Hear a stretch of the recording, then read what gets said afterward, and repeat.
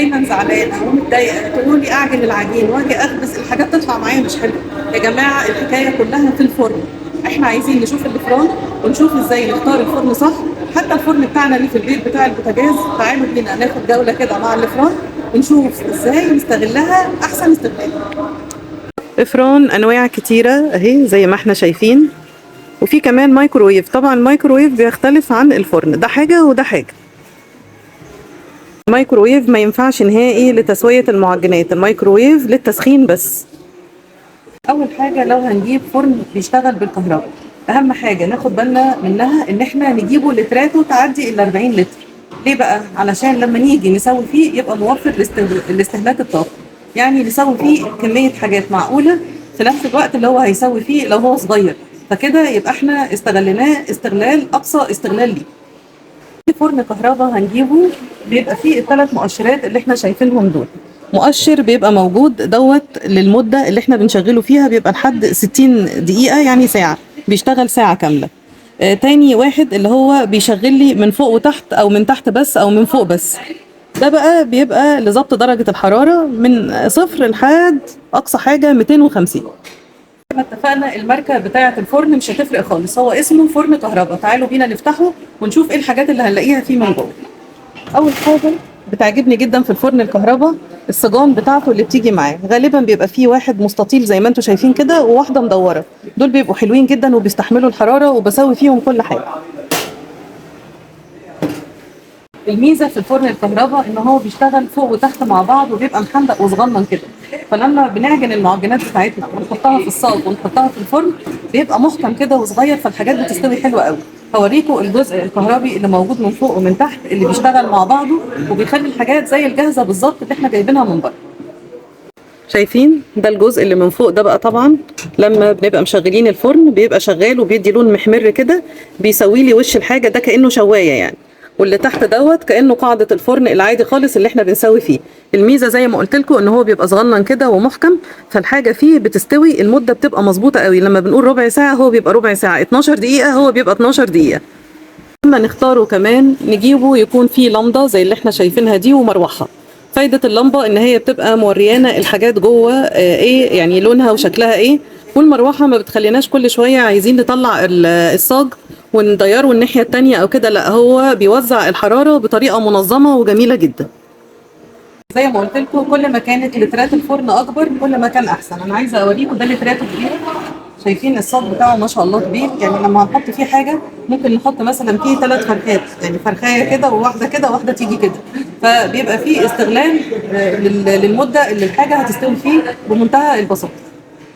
زي ما قلت لكم في هنا مؤشر موجود، لو انا محتاجه افتح الفرن من تحت بس اقدر اتحكم بالمؤشر ده ان انا افتحه من تحت بس او افتحه من فوق بس او تحت وفوق مع بعض، فده بيساعدني ان هو يحقق لي الميزه دي. وعشان الحجم بتاعه صغير فالحاجه بتطلع لونها بيرفكت، خصوصا الكيك والبسكوتات والحاجات دي بيبقى لونها ذهبي جميل جدا موحد.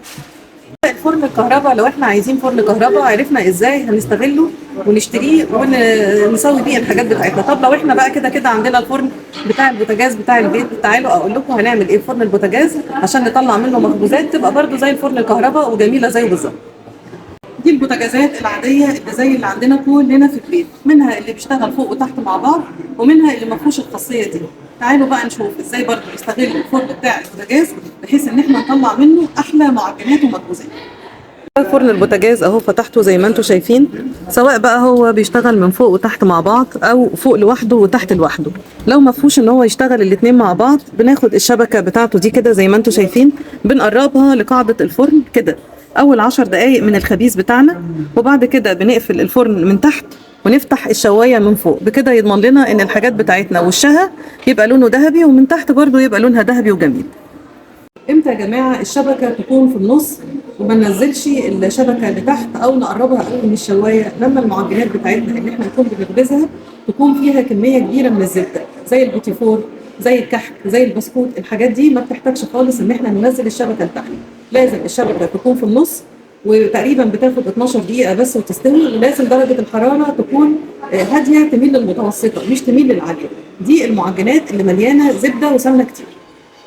بقى بنحتاج ان احنا نقرب الشبكه للقاعده بتاعه الفرن لما تبقى المعجنات بتاعتنا فيها كميه دهون قليله جدا زي البيتزا، زي العيش، زي الحاجات اللي زي كده، لا احنا كده بقى ساعتها بنحتاج ان الشبكه تنزل، بتبقى اقرب حاجه للقاعده بتاعه الفرن، مش بنلزقها في القاعده بتاعه الفرن، لا بنخليها عند اول رف، وبنشغل الفرن على الماكسيمم كمان علشان نضمن ان الفطير المشلتت يتشلتت كده ويبقى جميل، نضمن ان العيش بتاعنا يتخبز حلو، نضمن ان البيتزا تستوي زي الفران بتاعت بره بالظبط كده. لو الفرن بيشتغل فوق وتحت مع بعض تمام، نقرب الشبكه من تحت ونخليها بقى شغاله كده، والشبكه يعني من تحت بيبقى شغال وكمان الشوايه بتبقى شغاله. لو ما عندناش الخاصيه دي ان الفرن والشوايه يكونوا هما الاثنين بيتفتحوا مع بعض، خلاص ما فيش مشكله خالص. زي ما قلت لكم بنقرب الشبكه من تحت ونفتح الفرن على الماكسيمم ونشغل، نسوي الحاجه 10 او 12 دقيقه، وبعد كده نقفل الفرن من تحت ونفتح الشوايه من فوق، بكده نضمن ان الحاجات بتاعتنا تستوي كويس جدا جدا. الخلاصه ايه بقى في التسويه؟ ان احنا لو عندنا مروحه اساسي واحنا بنسوي ان المروحه تكون مفتوحه، لو ما عندناش يبقى هنضطر ان احنا ما بين وقت والتاني نفتح الفرن ونلف كده الصينيه اللي احنا بنسوي فيها علشان نضمن ان اللون يكون موحد. امتى بنفتح الفرن من فوق وتحت مع بعض من بدايه التسويه؟ لو الحاجه اللي احنا بنسويها فيها خميره وفيها دهون قليله زي البيتزا، زي العيش، زي الحاجات دي بنحتاج ان احنا مشغلين الفرن من فوق وتحت من بدايه التسويه. امتى بنحتاج الحراره تكون عاليه قوي؟ برضه في الخبيز وفي الفطير المشلتت وفي الحاجات اللي بيكون فيها خميره او بتكون محتاجه ان هي تتنفخ بسرعه زي الفطير المشلتت، زي العيش البلدي، زي البيتزا. امتى بقى الشبكه تكون في النص؟ لما نكون هنعمل كيك، هنعمل بسكوت، هنعمل كحك، ده بنحتاج ان الشبكه فيه تكون في النص ودرجه الحراره تكون متوسطه، تميل يعني هاديه، تميل ان هي تكون متوسطه.